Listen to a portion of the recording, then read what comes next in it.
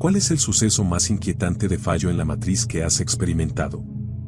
Tomé una clase de periodismo de noticias en la universidad donde uno de los trabajos era escribir una esquela, aviso que informa sobre el fallecimiento de una persona, sobre uno de mis abuelos. El profesor nos dijo que la escribiéramos sobre un abuelo fallecido, pero si todos estaban vivos teníamos que elegir a uno. En mi caso, todos mis abuelos estaban vivos. Procrastiné la tarea hasta la noche anterior porque me parecía un trabajo tonto. Buscando rápido a un abuelo sobre el cual escribir, llamé a mi mamá y le pedí algunos datos biográficos básicos sobre mi abuelo materno, que seguía vivo. Mientras hablábamos sobre la carrera de mi abuelo, mi mamá no podía recordar el nombre de una de las empresas donde había trabajado. Me dio una charla sobre esperar hasta último momento porque ya era tarde, 10:30 de la noche en el horario de mi abuelo. Sin embargo, dijo que lo llamaría para ver si seguía despierto y así poder contestar esa pregunta, ya que mi tarea se entregaba a la mañana siguiente. Cuando mi mamá llamó a mi abuelo, mi abuela atendió el teléfono en pánico. Mi abuela explicó frenéticamente que los paramédicos acababan de llegar y estaban realizando RCP en mi abuelo porque había dejado de respirar y se había desmayado. Mi mamá pudo quedarse al teléfono con mi abuela hasta que se llevaron a mi abuelo al hospital, donde fue declarado muerto. En el tiempo en que mi mamá y yo habíamos estado hablando por teléfono sobre la esquela de mi abuelo, él estaba muriendo sin previo aviso, ya que había estado sano dentro de lo esperado para su edad. Terminamos usando la esquela que escribí para ese trabajo como su esquela real. Todavía me inquieta cuando pienso en el momento exacto en que ocurrió todo. Tenía un teléfono Android que tenía la opción de tarjetas de Google, que podía notificarte cosas como 15 minutos hasta casa si estabas fuera. Pensé que esa función era molesta e inútil, así que la mantenía desactivada. Después de varios meses sin recibir ninguna notificación de tarjetas, una noche estoy en casa y aparece una tarjeta diciendo 35 minutos hasta casa, marcándome en una intersección al azar al otro lado de la ciudad. Digamos que era en la esquina de calle 1 y Avenida Central. Pienso, qué raro, ni siquiera estoy por ahí, ni siquiera sé dónde es, nunca he ido a esa zona. Voy a la configuración de tarjetas para apagarla, pero ya está desactivada. Qué raro. La noche siguiente pasa exactamente lo mismo. 35 minutos hasta casa desde calle 1 y Avenida Central. ¿Y esto qué? Sigo sin estar por ahí. Reviso la función de tarjetas y las notificaciones siguen desactivadas, así que no tengo idea de por qué estoy recibiendo una notificación. Unos días después, un amigo y yo estamos haciendo mandados y se pasa de la salida que le tocaba, así que toma la siguiente. Una vez en las calles, pregunto, ¿dónde estamos? Nunca había estado por aquí. De repente un auto a nuestra derecha intenta girar a la izquierda y choca directo contra nosotros. Arruinó la rueda al punto de que no podía girar, así que mi amigo avanzó hacia la vereda para llamar a una grúa. Teníamos a nuestros hijos en el auto, así que llamé a mi hermana para que viniera a buscarnos. Cuando mi hermana me pregunta la ubicación, levanto la vista hacia los carteles de la calle 1 y Avenida Central. Hace un par de semanas mi perra Coda entró a mi habitación e intentó saltar a mi cama. Después de un par de intentos lo logró y le di un leve empujón para que se bajara. Saltó al piso y se fue. Luego escuché mi teléfono abajo, así que bajé y recibí una llamada de mi abuela diciendo que había preparado comida. Le dije que estaba bien, que pasaría a comer. Me puse la chaqueta y me preparé para salir. Tomé mis llaves y agarré la correa de mi perra para llevarla. Subimos al auto, manejamos unos 10 minutos y llegamos. Estuve comiendo y hablando con mi abuela y todo iba normal. Pero cuando me estaba preparando para irme no podía encontrar a Coda. Busqué por todas partes, en el patio trasero, en la parte delantera, afuera, en ningún lado, y después de una hora buscando por el vecindario de mi abuela empezó a oscurecer, eran como las 9:30 de la noche. Así que decidí regresar a casa y revisar al día siguiente. Me fui y me dormí. A la mañana siguiente me desperté porque escuché algo abajo. Para mi sorpresa, era mi perra, y en ese momento pensé, espera, ¿qué? Más tarde volví a la casa de mi abuela para decirle que había encontrado a mi perra. Apenas llegué se lo conté. Después de decirle que Coda estaba en casa, pensé, ¿realmente la llevé? Le pregunté a mi abuela y me dijo que sí, porque yo había dejado la correa en su sala. Entonces le pedí que revisara las cámaras de seguridad de la noche anterior y no había ninguna grabación de Coda en la calle ni saliendo por la puerta. Pero sí había imágenes de ella entrando a la casa conmigo. Más tarde regresé a mi casa y Coda seguía ahí, y hasta el día de hoy no entiendo qué pasó. Esta es la cosa más inquietante que me ha pasado. Hace unos 16 o 17 años compramos un escritorio que tenía un cajón grande. Era el orgullo y la alegría de mi esposa y, cuando tenía alrededor de un año, entraron a robar a nuestra casa y el ladrón saltó por la ventana directamente sobre la mesa. Esto es importante porque tanto la mesa como el frente del cajón se rayaron. Nos mudamos de casa y de ciudad y el cajón quedó guardado en un depósito durante unos 3 o 4 años. Cuando lo sacamos del depósito, el cajón había desaparecido. Eso fue hace unos 12 años. Durante literalmente los últimos 12 años he estado escuchando que debo haber perdido el cajón, que es culpa mía y que lástima que falte el cajón, etc. El fin de semana pasado volvimos por unos días de vacaciones a la ciudad donde solíamos vivir. Íbamos caminando por una calle a unas pocas cuadras de donde vivíamos antes y salió el tema de qué habrá pasado con el cajón del escritorio. Yo estaba como otra vez no, ya suéltalo de una vez. Literalmente un minuto después, apoyado contra la pared de un edificio de apartamentos, esto es en Alemania y la gente, si quiere deshacerse de muebles viejos, suele dejarlos en la calle apoyados contra la pared para que quien quiera se los lleve. Había un cajón de escritorio negro. Nos miramos y fue como que demonios. Cuando nos acercamos dijimos no puede ser, tiene hasta las marcas de los rayones, esto no puede ser real. Estábamos desconcertados. Nos lo llevamos y, para nuestra absoluta sorpresa, encajó perfectamente en nuestro escritorio. Nuestro maldito cajón del escritorio apareció en la calle a unas pocas cuadras de donde vivíamos, aproximadamente 12 años después. La posibilidad de que alguien lo hubiera tenido todo ese tiempo y justo decidiera tirarlo la misma tarde en que pasamos por ahí 12 años después es impresionante. No tenemos idea de cómo, dónde, cuándo ni por qué desapareció. Pero después de todos estos años, por fin nos reencontramos. ¿Alguien puede calcular las probabilidades de que algo así ocurra? Tengo una historia extraña. En octubre de 2005 conocí a mi esposa actual. Nos habíamos visto por primera vez un sábado por la noche en un concierto en la ciudad y acordamos volver a encontrarnos el miércoles siguiente por la noche para tomar una cerveza o un café. Recuerdo que el miércoles por la mañana me sentía fatal después de haber salido la noche anterior a un bar por mi cumpleaños con mis amigos, bebiendo y colocándome y todo eso. De verdad quería llamarla y verla otra vez, pero me sentía tan mal que sabía que no daría una buena impresión. No tenía energía, me veía y me sentía como si me hubieran arrastrado por el piso y solo quería dormir. Me angustiaba muchísimo llamarla para posponer la cita por miedo a que lo tomara mal y pensara que la estaba evitando. Cuando mi celular sonó esa tarde contesté automáticamente sin fijarme mucho en el número, porque era un viejo Nokia con una pantalla verde de unos pocos centímetros. Era la voz de una chica preguntándome si me molestaba que pospusiera nuestra cita de esa noche. Me dijo que esperaba que pudiéramos vernos el fin de semana siguiente porque estaba muy cansada por el trabajo. Totalmente aliviado le dije que no había ningún problema. Cuando nos vimos de nuevo el viernes siguiente empezamos a hablar y le confesé que me alegraba que hubiera pospuesto nuestra cita porque yo me había sentido terrible el miércoles anterior. Ella respondió que no me había llamado el miércoles por la tarde y que no había pospuesto nuestra cita inicial. Sin embargo, sí había estado esperando mi llamada y me dijo que simplemente había asumido que no la llamé porque estaba siendo un idiota. Dijo que cuando finalmente la llamé el jueves para organizar la cita cambió de opinión y pensó que yo estaba bien. El registro de mi teléfono mostraba que había recibido una llamada el miércoles por la tarde que duró 3 minutos, pero el número aparecía como bloqueado. Supongo que, viéndolo ahora, podría haber investigado más pidiéndole a la compañía telefónica los detalles del número bloqueado, pero en ese momento no lo pensé demasiado. Con el paso del tiempo a veces me pregunto si quien fuera que me llamó ese miércoles por la tarde intervino en nuestras vidas de alguna manera por algún motivo. Estamos casados y tenemos hijos ahora, y de vez en cuando pienso en ese momento me viene a la mente algo tipo Marty McFly de Volver al Futuro. ¿Quién sabe? Solo sé que fue algo extremadamente extraño.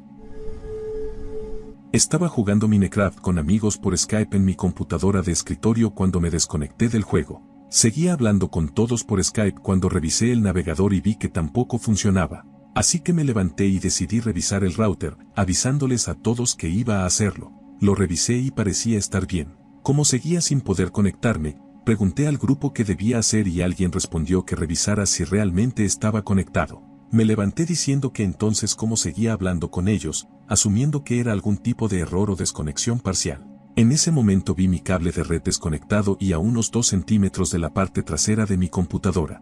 Lo dije en voz alta por Skype y, en cuanto lo mencioné, la llamada se cortó.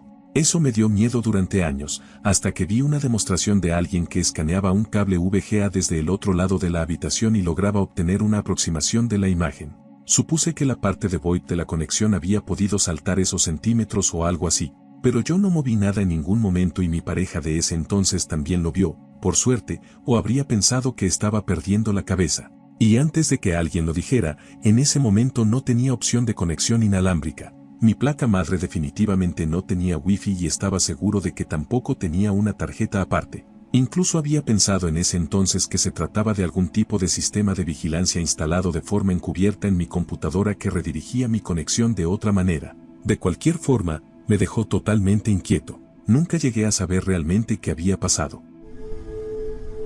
Salí del trabajo a las 20:40. Mi casa estaba a unos 48 kilómetros. Subí a mi motocicleta y tomé la carretera. Justo al entrar a la rampa de acceso parpadeé fuerte para no quedar deslumbrado por un camión que pasaba, y cuando abrí los ojos estaba en un lugar completamente distinto que no reconocía, todavía avanzando a buena velocidad.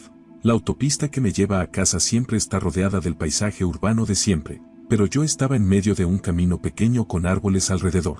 Me sentía rígido y adolorido como si hubiera estado manejando kilómetros sin parar, y mi casco ya no estaba en mi cabeza. El casco no era lo único que faltaba. Cuando me detuve me di cuenta de que mi chaqueta, mi billetera, mi mochila y mi camisa habían desaparecido. Iba solo con una camiseta sin mangas. La ropa que sí tenía estaba manchada de barro y rasgada en algunos lugares, y tenía una docena de pequeños cortes y golpes en los antebrazos y manos. Mis nudillos y muñecas dolían muchísimo. Busqué en Google con mi teléfono y descubrí que había recorrido casi 219 kilómetros en la dirección opuesta a la que debía tomar. Había salido a las 20:40 y ahora eran las 4. No tenía idea de cómo había llegado ahí, dónde había quedado mi ropa, cómo había cargado gasolina en la moto durante el trayecto, ni porque no recordaba absolutamente nada. Mi moto estaba casi sin combustible y se apagó unos kilómetros después, todavía en medio de la nada. Terminé llamando a la policía para que me rescataran, dadas las circunstancias. Ellos estaban tan desconcertados como yo, pero al final solo recibí un remolque para la moto y un traslado al hospital. ¿Los cortes en mis brazos? El doctor dijo que parecían arañazos que uno se hace escalando o pasando entre espinas. 2 nudillos de mi mano derecha estaban fracturados y tenía el dedo índice de la mano izquierda dislocado, se había acomodado parcialmente solo. La moto no tenía ningún daño, así que descarté un accidente o una caída. La única explicación posible era que en algún momento me bajé de la moto y me puse a hacerme el héroe en el bosque y luego me puse a golpear un árbol. Fue realmente extraño. El doctor pensó que tal vez entré en algún tipo de estado de trance o hipnosis inducida por estrés y que mis instintos me hicieron seguir la carretera. No creo que eso lo explique, porque sigue sin aclarar cómo cargué gasolina, dónde quedó mi ropa y qué pasó con esas 8 horas. Nunca pude averiguar nada sobre el incidente, aunque sí pasó algo raro después. Alguien intentó usar mi tarjeta de crédito desaparecida para gastar 50,000 en compras. Cuando tenía unos 13 años solía caminar a casa desde la escuela unos 3 kilómetros. Vivíamos en Gales. Mi camino pasaba por un pequeño pueblo con una calle principal de la que salían varias calles más pequeñas. Esas calles eran solo viviendas, casas victorianas en fila, completamente normales. No había tiendas ahí. Un día miré hacia una de las calles a mi derecha y vi una tienda que parecía nueva. Era una tienda de antigüedades y cosas usadas, me encantaban. Todavía me gustan, así que bajé rápido por la calle para visitarla. Había una variedad maravillosa de cosas y una señora mayor sonriendo en la entrada. Recuerdo especialmente un par de patines de hielo blancos colgados sobre ella que me llamaron la atención porque me encantaba patinar. También había muchos libros afuera, sobre una especie de carretilla. Miré un rato y luego me fui a casa pensando, mañana traeré dinero. Iba a la escuela en autobús y generalmente caminaba de regreso, y al día siguiente hice lo mismo. Caminé emocionado hacia el lugar donde había estado la tienda y, nada. Había una casa ahí, sin tienda, sin vidriera, y desde luego sin señora mayor ni patines de hielo. Fue tan extraño. He buscado y buscado en internet y no puedo encontrar ningún registro de que haya existido una tienda de antigüedades en ese lugar. Iba a hacer la maleta para una pijamada. Fui al baño a buscar mi cepillo de dientes. El cepillo de mi mamá y el de mi hermano estaban ahí, pero el mío no. En cambio había un cepillo de dientes pequeño y amarillo, para un niño. Le pregunto a mi mamá si sabe dónde está el mío y me dice que no, así que vuelvo a revisar. El mío sigue sin estar, el pequeño amarillo sigue ahí. Me rindo y voy a guardar otras cosas, y entonces mi mamá entra al baño y pregunta de qué estoy hablando, que mi cepillo está ahí. Como yo estaba 100% seguro de que no estaba, corro al baño para revisar. Mi cepillo ahora sí está, pero no hay rastro del cepillo pequeño amarillo. Después empecé a preguntarme por qué no reaccioné al ver el cepillo amarillo. Ninguno de los otros se parecía en nada y desentonaba muchísimo. Tampoco podía haber sido que mi mamá los cambiara, porque no estuvo en el baño el tiempo suficiente, mi habitación estaba justo al lado. Sinceramente siento que eso debería haberme matado, pero ahora estoy como, en una especie de realidad alternativa o algo así.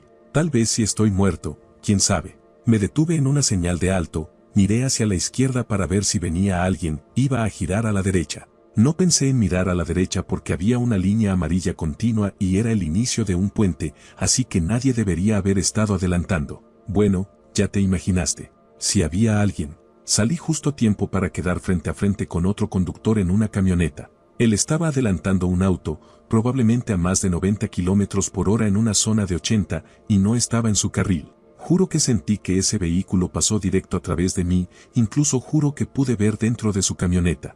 Él estaba tan aterrorizado como yo. Así de cerca estábamos. Su camioneta pasó justo a través de mí. Pisé los frenos con toda mi fuerza y levanté los brazos para protegerme de los vidrios y de lo que fuera que mis brazos no pudieran cubrir en un choque frontal. Abrí los ojos y no había nadie frente a mí. Miré por el retrovisor y tampoco lo vi. Casi empecé a hiperventilar del susto. Me orillé y llamé a mi papá llorando sin parar. Él pensó que estaba completamente loco. Nadie me cree y no hablo de esto, pero realmente no tengo una explicación.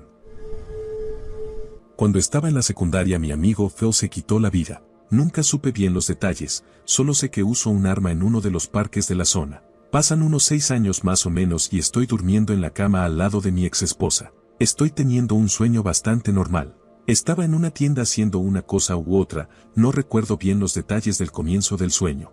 Lo que sí recuerdo es encontrarme con Phil en la tienda. Cuando lo vi todo se puso muy raro. En realidad se veía como Phil, no como en la mayoría de los sueños donde las personas son ciertas personas pero no se ven como ellas, él de verdad se veía como Phil.